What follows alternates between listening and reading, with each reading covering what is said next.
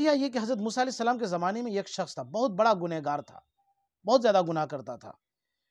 تو لوگ اس سے عاجز آ کر کے، بیزار ہو کر کے اس کو کیا کیا، اپنے محلے سے اور اپنے شہر سے اس کو نکال دیے. اب وہ گنہگار کیا کیا، یہ کہیں دور کسی ویران جگہ میں جا کر کے رہنے لگا. پھر اس کے بعد موت کا وقت قریب آیا اور وہ شخص وہیں پر مر گیا. لوگوں نے کیا کیا تھا، اسے شہر سے نکال دیا تھا.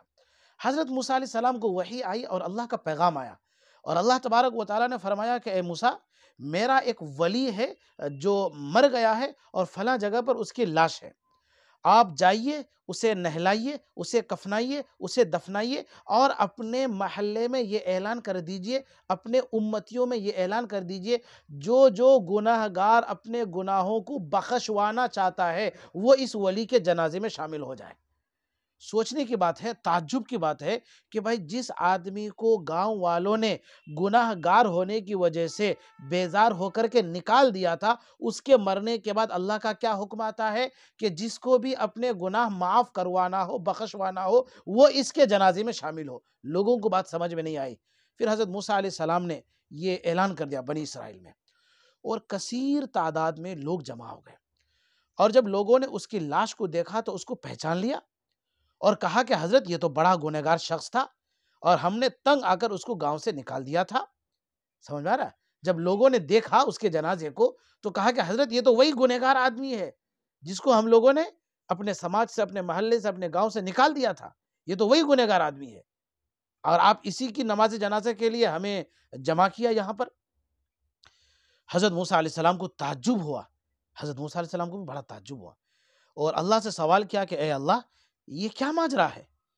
تو اللہ کی وحی آئی کہ اے موسیٰ، یہ بات تو سچ ہے کہ یہ گنہگار تھا، مگر جب اس کی موت کا وقت آیا تو اس نے اپنے دائیں بائیں دیکھا تو کوئی رشتہ دار یا دوست نظر نہیں آیا، اور خود کو تنہا و اکیلا محسوس کیا، اور آسمان کی جانب نظر اٹھایا اور کہنے لگا یا الہی، عبد من عبادک غریب فی بلادک لو علمت ان عذابی یزید فی ملکک وعفوک عنی ینقص من ملکک لما سألتک المغفرہ ولیس لی ملجأ ولا رجاء الا انت وقد سمعت فیما انزلت انک قلت انی انا الغفور الرحیم فلا تخیب رجائی.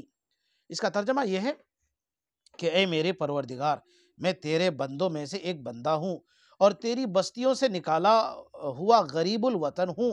اگر میں یہ جانتا کہ مجھے عذاب دینے سے آپ کی حکومت میں کوئی زیادتی ہوتی ہے یا مجھے معاف کر دینے سے آپ کی حکومت میں کمی ہوتی ہے تو میں آپ سے مغفرت کا سوال نہ کرتا. میری پناہ اور امید کا مرکز سوائے آپ کی ذات کے کوئی نہیں. میں نے یہ سنا ہے آپ نے اپنے کلام میں یہ نازل کیا ہے کہ میں ہی غفور الرحیم ہوں، پس میری امید میں مجھے ناکام نہ فرما. اللہ تعالیٰ نے فرمایا کہ اے موسیٰ، کیا میرے لیے یہ اچھی بات تھی کہ میں اس غریب الوطن کو رد کر دیتا جبکہ وہ میرے سے وسیلہ پکڑ رہا ہے اور میرے سامنے گڑ گڑا رہا ہے. اس واقعے میں یہ ہے کہ وہ جو بنی اسرائیل کا شخص تھا، گنہگار تھا، لوگوں نے دیکھ کر کے تعجب کیا کہ بھائی یہ تو وہی گنہگار شخص ہے جس کو ہم لوگوں نے نکال دیا تھا. تو حضرت موسیٰ علیہ السلام نے یہی سوال اللہ سے کیا. تو اللہ تبارک و تعالیٰ نے کہا کہ اے موسیٰ، میں نے اس بندے کو کیوں معاف کیا؟ میں نے اس بندے کو اس لیے معاف کیا کہ جب موت کا وقت قریب آیا تو یہ دائیں دیکھا، بائیں دیکھا، کوئی اسے اپنا رشتہ دار نظر نہیں آیا، دوست نظر نہیں آیا، پڑوسی والا نظر نہیں آیا، اپنا پرایا کوئی اسے نظر نہیں آیا. تو اس نے کہا اے میرے پروردگار، میں تیرے بندوں میں سے ایک بندہ اور تیری بستیوں سے نکالا ہوا غریب الوطن ہوں. وہ آدمی کیا کہے، اللہ مجھے محلے والوں نے نکال دیا، اے اللہ میرا کوئی رشتہ دار نہیں، اے اللہ میرا کوئی بھائی نہیں، اے اللہ مجھے کوئی دیکھنے والا نہیں، اے اللہ مجھے کوئی سننے والا نہیں، اے اللہ آپ ہی ہیں جو مجھے دیکھ سکتے ہیں، آپ ہی ہیں جو میری رکھوالی کر سکتے ہیں، آپ ہی ہیں جو میری نگہبانی کر سکتے ہیں. یہ بندہ اس طرح سے اللہ سے دعائیں کر رہا تھا. آگے وہ بندہ کہتا اے اللہ، اگر میں یہ جانتا کہ مجھے عذاب دینے سے آپ کی حکومت میں کوئی زیادتی ہوتی ہے یا مجھے معاف کر دینے سے آپ کی حکومت میں کمی ہوتی ہے تو میں آپ سے مغفرت کا سوال نہ کرتا. وہ کہہ رہا کہ اللہ، اگر مجھے یہ معلوم ہو کہ اگر آپ مجھے معاف کر دیجئے گا تو آپ کی حکومت میں کوئی کمی آ جائے گی یا آپ مجھے عذاب دے دیں گے تو آپ کی حکومت بڑھ جائے گی. اگر ایسا کچھ ہوتا اور مجھے ایسا معلوم ہوتا آپ کے بارے میں تو میں کیا کرتا؟ آپ سے معافی نہیں مانگتا. لیکن حقیقت میں ایسا نہیں ہے. اگر آپ مجھے معاف کر دیں گے آپ کا کچھ نہیں بگڑے گا. اگر آپ مجھے عذاب دیں گے آپ کی سلطنت بڑھ نہیں جائے گی، ہے نا؟ تو اس طرح سے اس نے اللہ سے دعا کی. اس کے بعد وہ دعا کرتا ہے، اے اللہ میری پناہ اور امید کا مرکز سوائے آپ کی ذات کی کوئی نہیں ہے. وہ کہہ رہا ہے کہ اے اللہ صرف آپ ہی ہیں جو مجھے بچا سکتے ہیں، صرف آپ ہی ہیں جو میرے گناہ کو معاف کر سکتے ہیں، صرف آپ ہی ہیں جو مجھے جہنم سے بچا سکتے ہیں. اس طرح سے اس نے اللہ سے دعا مانگی. تو وہ کہتا ہے آپ نے اپنے کلام میں یہ نازل کیا ہے، میں ہی غفور الرحیم ہوں، یعنی انی انا الغفور الرحیم، میں ہی غفور الرحیم ہوں، پس میری امید میں مجھے ناکام نہ فرما. وہ بندہ کہ اے اللہ میں آپ کے بارے میں یہ امید کرتا ہوں کہ آپ مجھے محروم نہیں کریں گے، آپ مجھے معاف کر دیں گے، میں آپ سے امید کرتا ہوں. حضرت موسیٰ علیہ السلام سے اللہ فرماتے کہ اے موسیٰ میرے لیے اچھی بات تھی کہ میں اس غریب الوطن کو رد کر دیتا. یعنی کیا میں اس کو دھتکار دوں گا، میں انکار کر دوں گا جو اتنی گریہ وزاری کے ساتھ مجھ سے معافی مانگ رہا ہے؟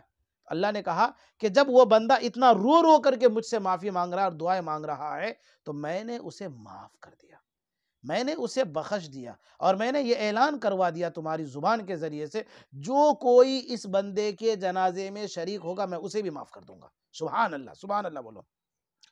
جبکہ وہ میرے وسیلے میرے سے وسیلہ پکڑ رہا ہے اور میرے سامنے گڑ گڑا رہا.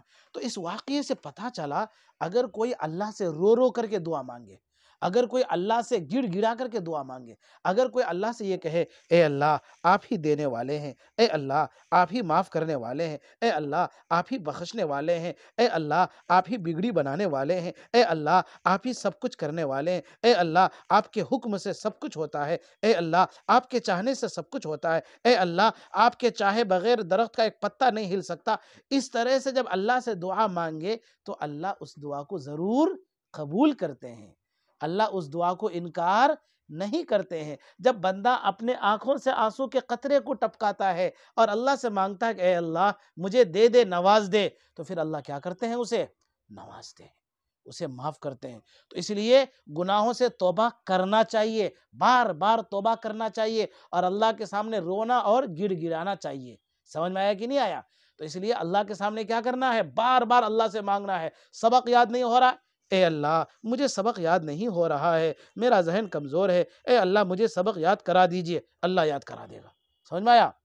بہت زیادہ لکھنے کا ہے، اے اللہ میں لکھ نہیں پا رہا ہوں، اے اللہ میری مدد فرمائیے، اللہ تبارک و تعالیٰ مدد کریں گے. کسی ساتھی کو سبق یاد نہیں ہو رہا، ہاتھوں کو بلند کرو، اے اللہ میرے دوست کو سبق یاد نہیں ہوا، اے اللہ اس کا ذہن تیز کر دیجئے، اسے سبق یاد دلا دیجئے، سبق یاد ہو جائے گا. کوئی پریشانی آ گئی، اے اللہ میری اس پریشانی کو دور کر دیجئے، پریشانی دور ہو جائے گی. کوئی گھر میں بیمار ہو گیا، ہاتھوں کو بلند کرو، اے اللہ میرے گھر میں میرے ابا بیمار ہیں، میری امی بیمار ہے، میرا بھائی بیمار ہے، میری بہن بیمار ہے، اے اللہ اب اسے شفا دے دیجئے، اللہ شفا دے دیں گے. سمجھ میں آیا کہ نہیں آیا؟ تو اس لیے ہر کام میں اللہ سے مدد مانگنا ہے. مانگو گے نہیں مانگو گے؟